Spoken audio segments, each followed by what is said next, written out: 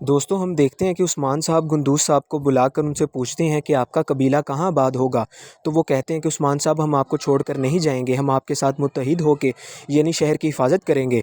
दोस्तों फिर हम देखते हैं कि गाजी सिपाही अपने कबूतर से बातें कर रहा होता है। इतने में वहाँ पर यूनुस एमरे आ जाते हैं और उस बच्चे की हौसला अफजाई करते हुए कहते हैं कि तुम परेशान हरगिज़ ना हो, तुम्हारे वालिद एक फरीज़े पर हैं और उस्मान साहब के निडर सिपाही हैं और तुम भी उस्मान साहब के सिपाही हो। इंशाअल्लाह तुम अपने राज की हिफाजत करोगे। दोस्तों फिर हम देखते हैं कि गोंजा खातून यहनी शहर में आ जाती हैं और उनका सामना अलाउद्दीन साहब से होता है। तो अलाउद्दीन उसे कहता है कि गोंजा तुम यहाँ पर क्या कर रही हो, तुम्हारे कबीले का यहाँ आना मना है। लेकिन उसमें उतने में इमरान तेकिन की सिपाही जो कि अलाउद्दीन को मारने के लिए वहाँ आती है, वो तीर चलाती है लेकिन तीर के आगे गोंजा आ जाती है और गोंजा ज़ख्मी हो जाती है। दोस्तों फिर हम देखते हैं कि महमद उस्मान साहब से मिलने आता है और आकर कहता है कि ताजुद्दीन नोयान मेरे कबीले मुझसे मिलने आया था, लेकिन जरकुताई ने पहले ही उस्मान साहब को खबर कर दी होती है। तो उस्मान साहब उसके मंसूबे को समझ जाते हैं और उसे कहते हैं कि ताजुद्दीन नोयान तुमसे जो भी बात करे मुझे बताना।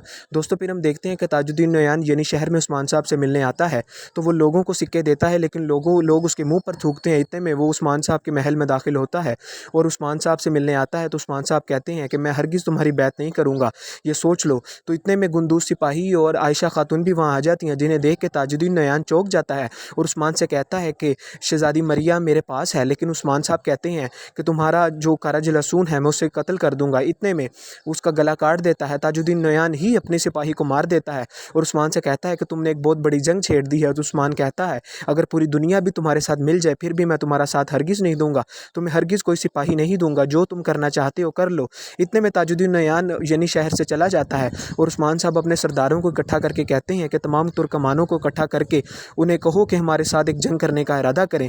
दोस्तों फिर हम देखते हैं कि अलाउद्दीन भी उस लड़की को मार देता है जिसने हमला किया होता है और वो गोंचा को लेकर अपने शहर में दाखिल हो जाता है। इतने में उस्मान साहब जिरगा कर रहे होते हैं और अपने सिपाहियों से कहते हैं एक जंग का बड़ा इरादा कर लिया गया है, तमाम तुर्कमानों को कहा जाए कि जो भी जहाद का जज्बा रखता है हमारे साथ शामिल हो सकता है।